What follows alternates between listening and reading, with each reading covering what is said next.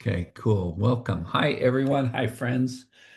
I'm Tenneson. I'm with Kathy. I'm with Janet. I'm with Jerry. We are a Shades of Life conversation, which I think we're continuing to learn about what that means. But maybe at its baseline is we're a few regular folk just trying to pay attention to life and sort through what it means and how it feels and maybe how we contribute and a few other things. There's something to be said for being thoughtful and kind and honest and genuine and all of those things together. So, yeah, that's one framing for how we get to be together. Sometimes we come in and we just sort of wander our way in, like anybody got a topic. I guess most of the time we do that. And sometimes maybe there's a little bit more steering that happens. So I'm going to experiment with a little more impromptu-ish steering for the moment. Cool beans? Yes. And I feel like this is interesting time. We've got Canada and the US on in the house here. And there's something about being between July 1st and July 4th that does catch my attention, right? Mm. I've got memories of being at the lake and the memories of that go along with being in the United States here also. Okay, I think we do a basic thing when we're together, and I'm inviting that with a little nuance. We pay attention to what has our attention. And I'm inviting a round of what has your attention and is there meaning that you're making from that? And sometimes we Mm. play off of each other, like, oh, yeah, thanks, Jerry. That reminds me. And then we sort of follow the thread. I'm giving permission, I'm inviting permission to not have to follow the thread here. It's like, Mm. yeah, if your attention is on a bunch of different things, then go for that. Okay. So a little round, and maybe it's good to even just pick out, um, something big that has your attention, our attention, your attention. Something small, something medium, all of that stuff is legit. What has your attention, and is there meaning that you are making from it? Cool beans? Mhm. Anyone hot to go with that? Sparky?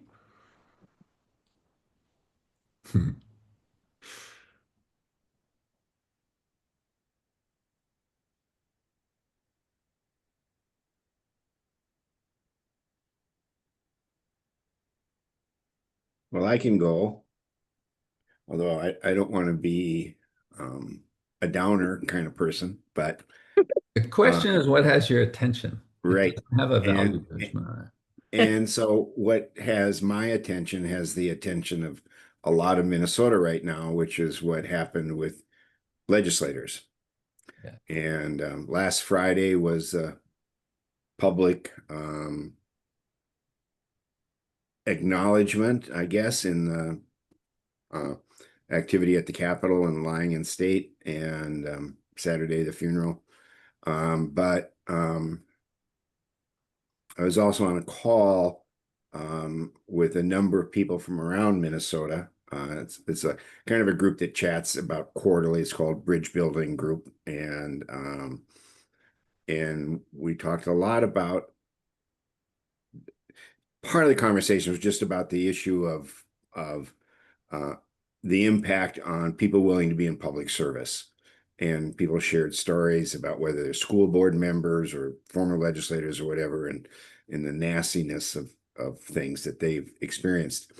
But a fair amount of the conversation just centered around what can we do? How can we, and in particular, engage community in conversations? And what was interesting is there was a little bit of an underlying fear about how public one wants to be about even holding a community conversation to talk about issues of importance like, public violence.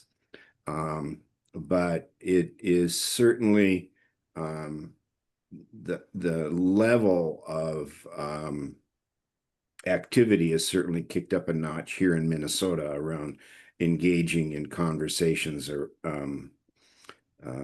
across culture, across community. Um, you know, um, and Kathy and I then offered our conflict avoidance to productive outcomes um, program for free for the next 30 days. came out of that conversation. But I think we're just all looking for ways to re-engage in our humanities, in our personness in many ways. Um, and so it's just really alive. I'm getting emails about it on a regular basis since the past couple of weeks.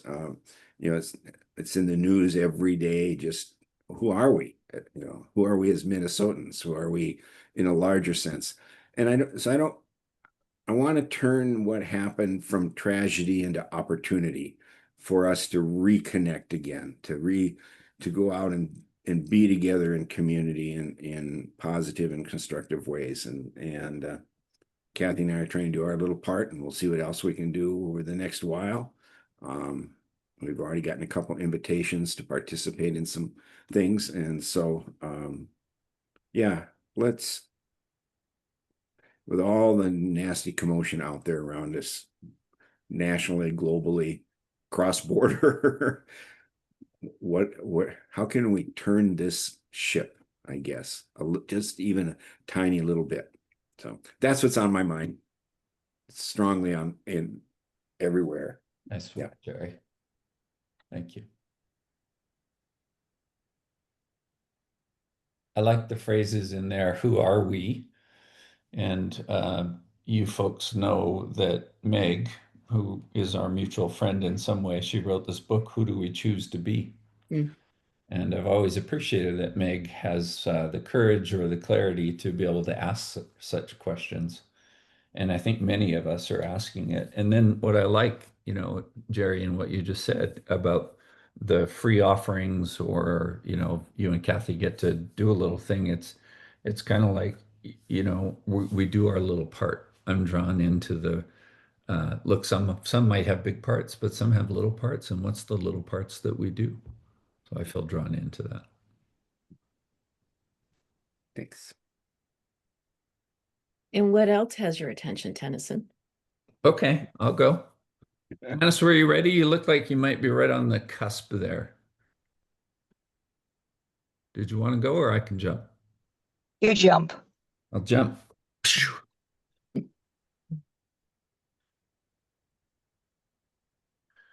So I guess what I just said, I, that has my attention, and there's some significance in um,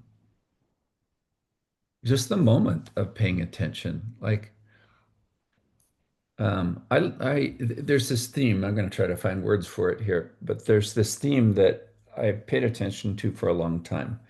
It's kind of a flip on the story, the narrative that says we humans, we do things like we, excuse me, we do things. We have imagination, but then the flip on the sentence is that imagination has us. We live life, life lives us. I'm really drawn into all of that. That also does tie back into Meg Wheatley for me, of something around living systems and in a less institutional way, just life is flowing. I'm drawn to all of that, and I find that is useful for me to try to make sense of things. So not only do I come with ideas for our call, but ideas also come and they grab me, including from some of what you just spoke, Jerry. That's life-giving to me to live that way. And maybe relieving also. Maybe I don't have to figure it all out. And sometimes it comes claiming me because I might be able to contribute, or I might be able to enjoy it, or I might be able to mix myself in the mud. Things that have my attention, there's usually a range of things, small and big. And if I come in, and sometimes the small are big, but if I come into some of that because I thought, oh, maybe I'll ask this question in our Shades of Life company today. One of them is granddaughter, and it is July 1st related actually too, because my daughter Zoe and son-in-law Cam, they are parents to my granddaughter Elba. They live in New York City. And my sister, Wendy, who lives in Alberta, she has kind of taken it on to send Canadian related things to particularly my kids and now grandkid level, right? So she sent Alba this little t-shirt. You know, Alba is what, like 19 months old now, or a little bit more than that. And it's this little red shirt with a Canadian flag on it. And I think it says Canada or something like that. And Alba's standing out in front of the apartment complex in which they live. And she's got like glamour sunglasses on with white frames, and then this red Canada shirt, Canada thing, and she's standing so proudly in front of the apartment building. One that has my attention because I get to be grandpa and I get to go, damn, that's awesome. And I get to, clip or steal, screenshot the picture from Instagram so that I can send it off to Shutterfly and get one of those in a 5x7 thing, put it up on the wall, where there's pictures of that. There's tenderness in that for me. And I think tenderness ought to be part of our journey together, right? So I'm naming just a little tenderness, missing that kid who I've only seen in person like 3 or 4 times, but missing her. And I can feel the part of me that just sort of smiles ear to ear with her uh, in getting to see the miracle of this little human. Yay. I love it that my sister thinks and is thoughtful. She's not a like really boisterous, obnoxious.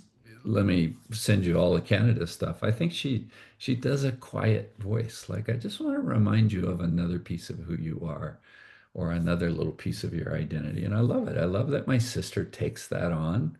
And it is a part of me that, forever has my Canadian side.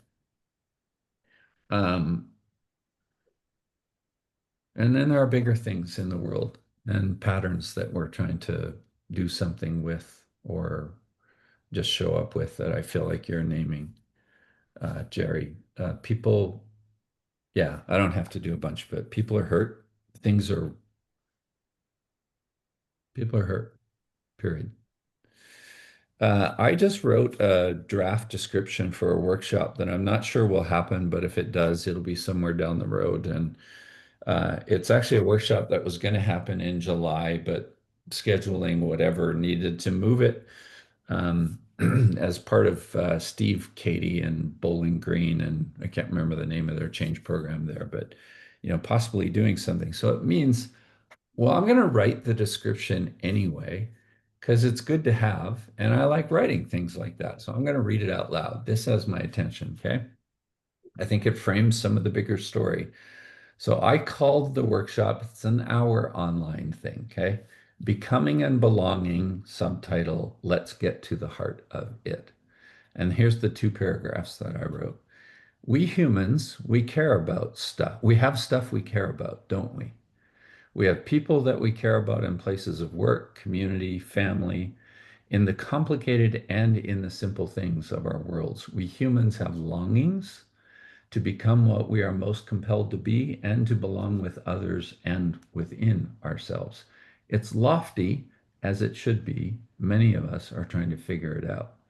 Join this interactive workshop to pattern the authentic together, to get to the heart of it, to touch it and remember what is and what is possible. This will be a bit in large group, a bit in small groups. Tenneson will share some context and guide the experience. Plan to show up video on in a protected and private 60 minutes together. I think in part, well, I don't want to apologize for it. In part, I'm trying to invite spaces where we say, we're going to show up together.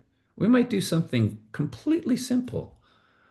And I imagine asking a question with that group, if and when it happens, like, what's compelling you these days?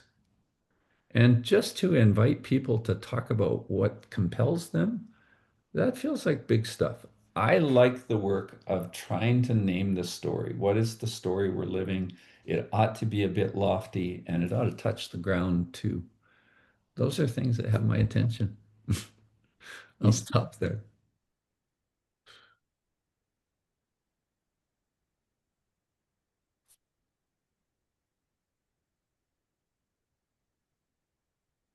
I'll go. The thread that I'm hearing is Jerry is talking about the macro, and Tenneson is talking about the smaller group, and I'm standing in the micro. Interesting that you mentioned Meg's book because it just arrived today. I realized I had not read it and I need it. And where I'm standing is not about we, but about me. I am a classic introvert. And at this ripe old age, am tired of biting my tongue. But I don't want to unbite my tongue in a way that creates tension. I want it to create invitation. And so I think about Christina Baldwin saying that as long as you're curious, you're not going to be judgmental. So I'm sitting in very tiny situations wondering,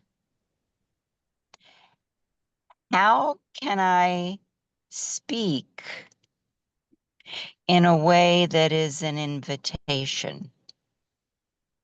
So, for example, yesterday, Gord and I went out to lunch, and the restaurant we go to has TVs that are often on Fox News, and the hostess is of a different political persuasion from mine, and she's going around patting people on the back because the big, beautiful bill, otherwise known as a nightmare to me, looks like it's going to happen. And I thought, okay, she's not coming over to us, but if she does, what do I say? And I thought about my niece in medical school in Missouri who is saying there will be no more rural hospitals in the state of Missouri. And I thought, okay, if the hostess comes to me, I can say, it's not beautiful if you're poor in Missouri and live in the country 4 hours or more from a major city. And it's not a question, it's just reflecting the reality that I see, even as I know it's different from her reality, the hostess.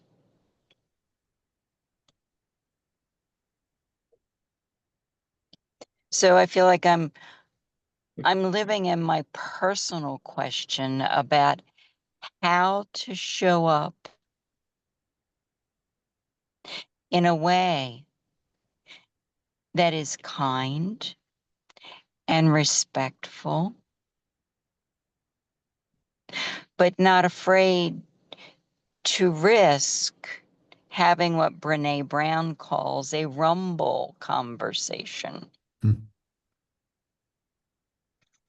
So I'm just sitting in that because I need to understand it a little teeny bit better for it to become part of my fabric.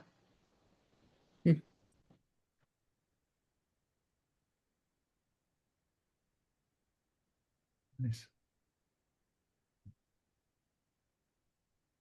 All righty.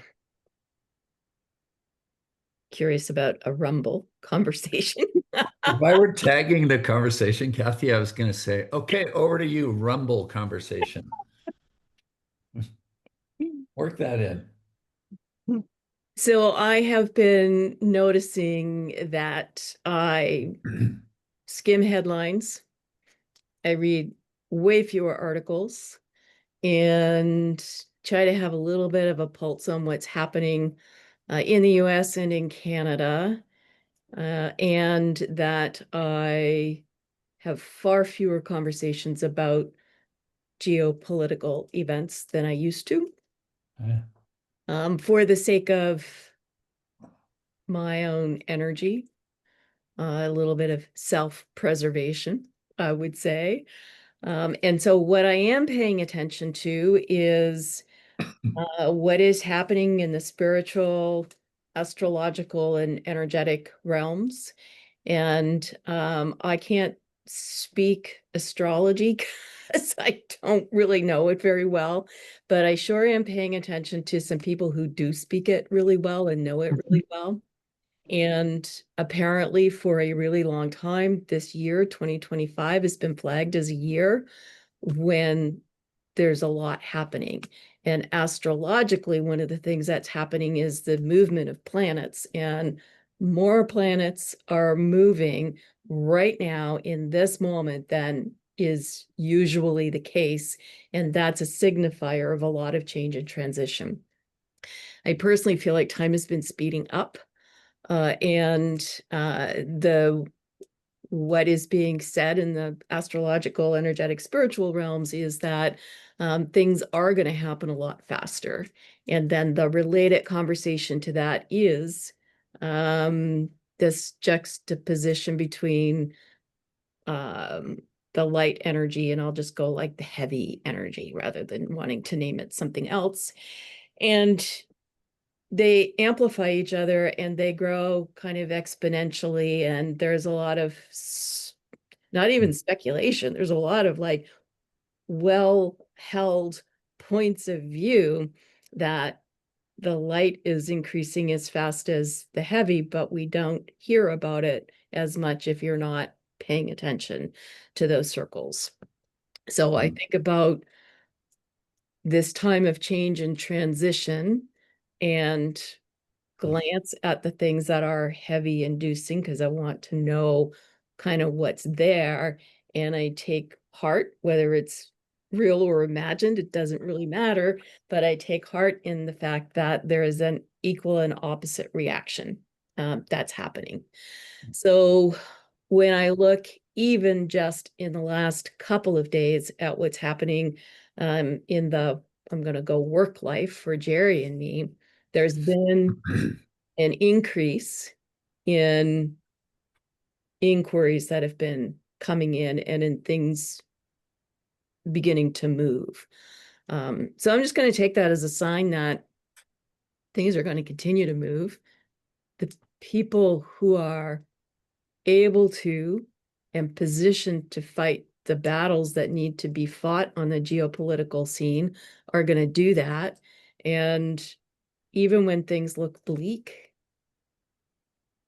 there's hope, I think. So that's what I'm going to attach myself to in the moment. Hmm.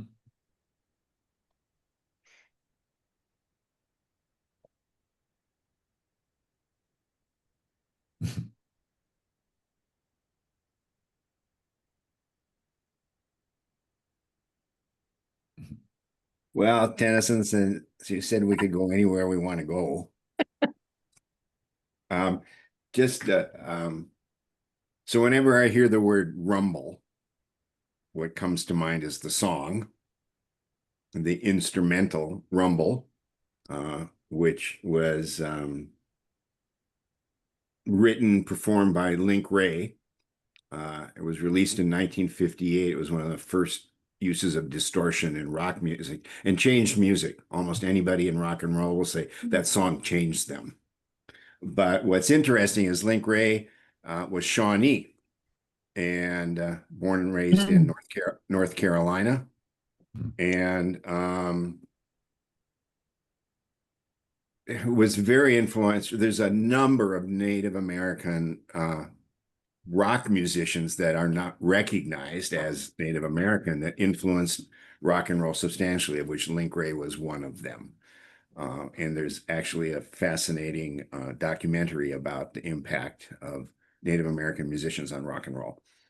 I think it is called Rumble, but anyway, he changed music forever. So whenever I hear that word, that song pops in my head with that distortion, and it's just like, whoa, where'd that come from? But the other thing that's been kind of just, I'll throw out there that might fit with each of what we're saying, that's a curiosity of mine, is the process of meaning making. Mm. How do we go about making meaning of things? And in as a social constructionist, we would say we make meaning through dialogue. And so I might offer something, and then Janet offers a supplement, and then I offer a supplement, and then maybe Tenneson. But that dialogue can also be, as Tenneson noted, in an internal dialogue. And Janet, you're talking about that a bit too, is that so we're making meaning through our own sort of internal dialogues, but we're also in the process of being engaged in conversation and dialogue with others and making meaning of things. And Mm. I think that one of the concerns we're having right now is we're not in that. We've somewhat abandoned that process. So it's become dialogue for some has become almost like warfare. I Yes. have to win and you have to lose, kind of thing. And instead of us making meaning of what's going on around us, so the hostess and you, if we were in a meaning making conversation, would begin to see, well, what does this new big billionaire bill mean for us in our lives? Or what does something else mean? What does being a grandfather and mean for me in my life? And I know what, or Tennyson's or Kathy and Jen's for me, but so I feel like this process of meaning making is fragile at the moment, and maybe even fragmented at the moment in some ways, and we've lost the learning, engagement, advancement, sharing part of that process, and it's turned into something not useful. Yep, that's where I wanted to wander off to. I'll pick up your wonder and follow it a little bit, Jerry. I'm also drawn to the phrase rumble conversation. It feels sort of like playful and accurate at the same time. I think one of the skills that is missing in me and maybe in a broader population also is can we get a bit spicy together? Can we, and yet still hold a real respect and appreciation together? And I think the answer to that is yes. It feels like it should be an obvious yes, but I don't know. I'm starting to wonder about some of that. I'm also drawn into the notion, thanks for making that connection to the music. That isn't a name that I know or a piece that I know, Jerry, but I just like sort of living in that music metaphor that you often bring. Um, a thousand years ago, and I think I almost mean literally 1,000 years ago, when I was in grad school, I did a project that was around university and school partnerships. And so it was a summer intern job, and it turned into what do we call those things? The thesis paper that I ended up writing. There's this guy that I met that was pretty senior in the education department there and a senior researcher, and he's trying to do these partnerships with primarily elementary schools, connecting universities to public schools. The data that I collected was a bunch of interviews, and in a print them out, hand snip, cut them, put them on the floor, move them around, create categories. I gave them a report based on some of the categories from the interviews. And this guy, I can't remember his name now, but what he said to me is all of the data is partial. Hmm. And I remember being moved by that at the time, and I think I'm just as moved by that now, if not more. Everything is partial, and sometimes that's through manipulative means. I'm only going to say A and B so that you don't see C and D. And sometimes it's not intentional. It just is the nature of being humans. Like we're never going to say all of it. We're going to leave out good stuff. So I think I say that out loud because I'm drawn into the mindset or the framework or the orientation that says we're going to leave out some good stuff. We'll never say all of it. You try to write a document about all of the legalities of sharpening a pencil, And it's probably 1,000 pages thick, right? And still doesn't include everything. So I find that's a useful framing. Um, last week, I hosted part 2 of a workshop on Circle. And I was really trying to get people into the basics. These were 2 3-hour online workshops a week apart. And one of the things that I really encourage with this group of people is something around asking questions and wicked questions. I use some of that language. Um, I felt like I was giving, I wanted to do this and I felt like it was happening. I was trying to give people permission to ask questions about you, just you, Jerry, you, Janet, you, Kathy, you, Tenneson. And we talked about it on the first week, and then in the second week, I wanted to come back and do more of it. So as a bigger named as a bigger check-in round with them, I said, say what you need to say to be present in our call, and what's one thing you love about your work? Mhm. And there is deliberateness in that, as you would imagine, on a few layers. I was saying one thing, not 33 things, not the complete list of 741 things. One thing. I was using the word love. Wait a minute, we can talk about love? We don't normally do that. Is that okay to do that? And people got that. And then the other part of that was deliberate is I started with you. We could talk about what do we love. But I notice most often I'm starting with you. What do you love about your day? What do you love about your life? What do you love about what's one thing you love about your job? Because after we do that, then maybe we can start to find patterns on the we. So maybe that's a pedagogical orientation, which sounds awfully serious given the context I'm talking about. But it was serious work. It's like I want to re-legitimize. You do get to speak about what has your attention. You do get to speak about what you love.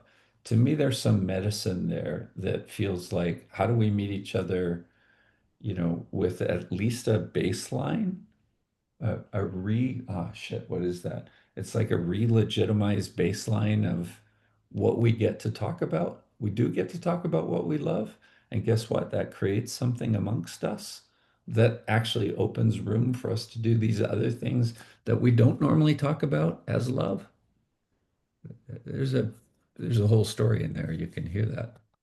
But I think I'm adding that into maybe it's the broader context of, how do we live in the reality of we're talking about partial things, but still be deliberate about how we shape some of that. Kathy, it was back to what you were saying. While the dark is going on, there's a whole bunch of light going on. And the light's not being reported. The dark is, or the heavy is. I'll stop there.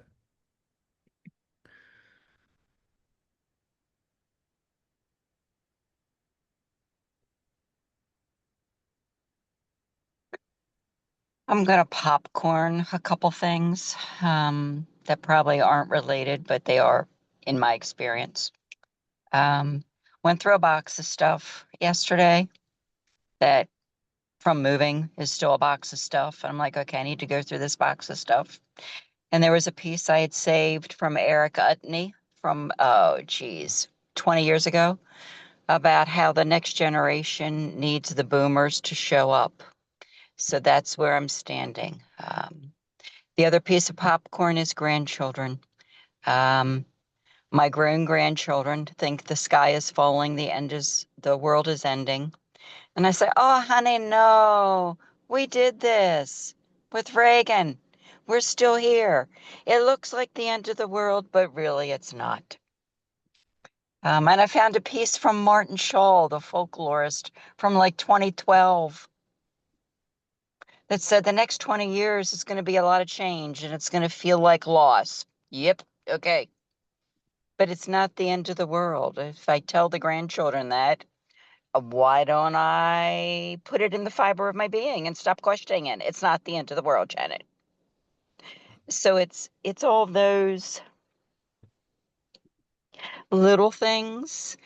And the other thing that's showing up for me is, and Jerry, you reminded me of it by referencing the musician who's a Shawnee, and we don't know a lot, is I'm reading a book called The Antidote, which is set during the Dust Bowl years.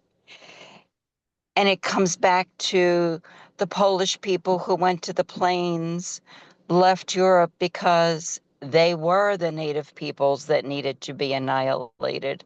And I'm seeing more and more about colonialism, and this is what Western cultures are founded on.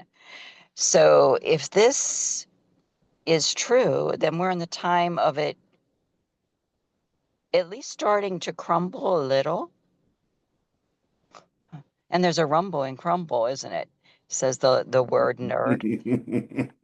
Um, it's all a piece. It doesn't look like it because it's like a kaleidoscope. And I keep seeing different pieces and say, what does that have to do with this? But it does. So as long as I can keep coming back and embroidering them together, I have my mission.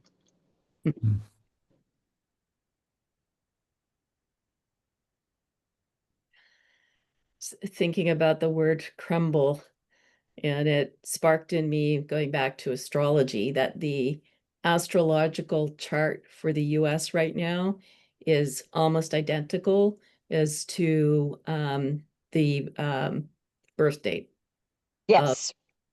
the US. So Yes. so many of those patterns are the same. So there's definitely a revolutionary energy.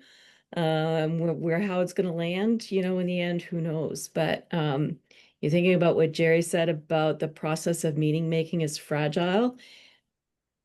Meaning making itself isn't fragile. Everyone's doing it everywhere, all over the place. And I love this added in piece of everything is partial, because yes, of course it is. That makes so much sense, having that language around it.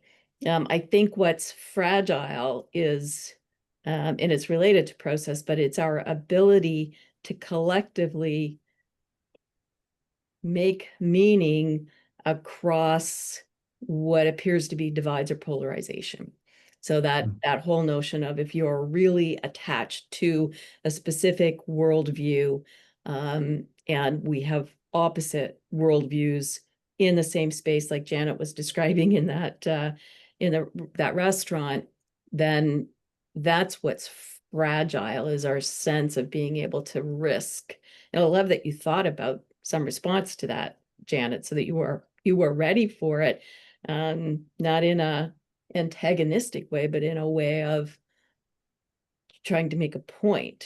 So I think that's really interesting. And I also like this notion of rumble, rumble being a song, but what impacted me about that is that it disrupted music.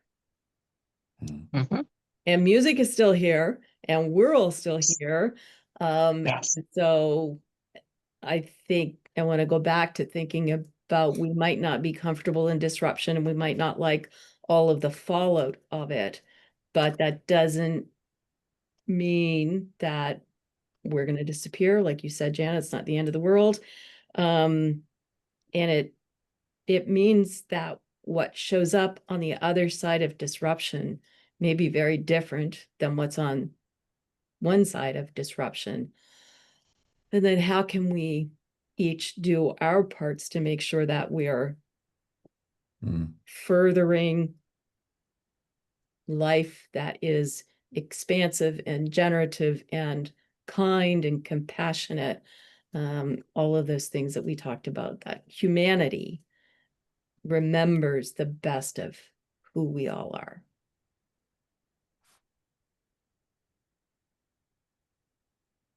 If you don't drop a mic, I'm going to drop it for you. Good job. Okay, I think we're getting close to a checkout round now that we're in the deep waters. Seems about right. So let's see what you do with it, Jerry. Can you jump in with your weave/checkout?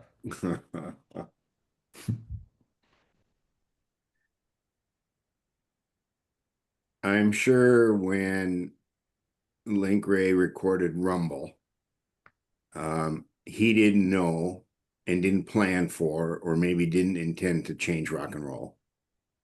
Mm. He just made a record and one that mattered to him. And where that takes me is who knows what thing each of us, any of us might do that's just an intention to create, to do some good, as Kathy's just saying, just that could be changing. It might be life changing for a person, but it could change a community. It could change who knows what.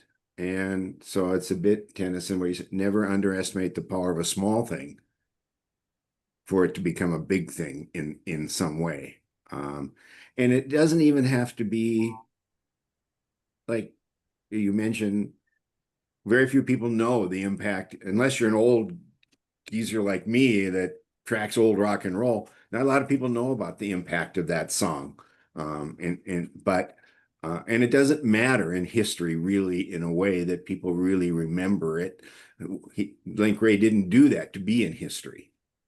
And, and I think that's another is like our motivation is to create, our motivation is to do good. Our motivation isn't to be famous or historical.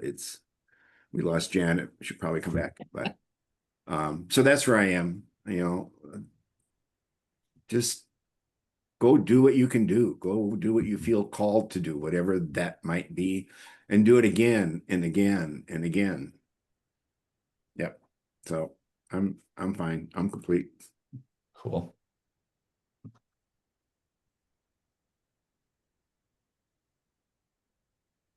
One of the things that I like to do that has found me later in life, meaning over the last probably 10 years or so, is to write poems. Mm. And writing those poems brings a lot of joy for me, and most of them exist in my private journal, and some of them make it out into books and things like that. There's a feeling for me of writing those poems that you were just describing. So different layers, Jerry, but I don't, I'm not actually, I'm not writing a poem to sell it. I'm not writing a poem to change the world. I'm writing a poem because something in me can't not. And I feel joy in doing that. And sometimes it's just like one line at the end that somehow sticks. Now, I don't have some grand reach in poetry, but boy, do I relate to the path that is an artist that is just trying to make music or just trying to try something new even, break a norm. Um, so I relate to that. Janice's line about what does she say? Embroider them together. As long as I embroider them together, I have my mission. Or as long as I can embroider them together, I have my mission. And then Kathy, you named a few of the things that I think are the the threads that go with that: kindness, compassionate, uh, patience, a number of them. I like little statements like that. I don't know about all of this, but I can keep embroidering. Um, and then there's a line for me that feels really grounding. And I notice that when I say it out loud, I'm not sure what the ratio is, but half the people go, "Oh yeah, cool," and half the people go, "What are you even talking about?" The line for me is, "I'm here until I'm not. We are here until we're not. The human race is here until we're not." And I think it's going to take a whole lot. I'm not trying to be catastrophic or exaggerated here, but there's a truth in that also that I find liberates rather than constrains. So keep embroidering until you can't, that kind of thing. That's kind of tender to say that, I'm not trying to make an announcement. I'm just trying to like claim a belief system that feels useful and grounding and solid, actually. Thanks for today. I am going to have this idea of rumble and disruption rolling around in my mind for a little while, I think, because Jerry and I wrote a book on interruption and versus disruption, and or not a book, but a resource guide. And I think this idea that Link Gray wasn't out to disrupt music. He was just doing his thing. And that had the impact of disrupting music. And I would say, I don't know that much about music, but expanding the genre of music so that it had more innovation and creativity that was possible. I think that's what I'm thinking about disruption, is that people are anxious and fearful about disruption because we don't know what comes after. But if we could assume, make an assumption that what comes after is actually going to be different and maybe better or more expansive, it might give us a little bit more foundation or stability through which we can move through disruption.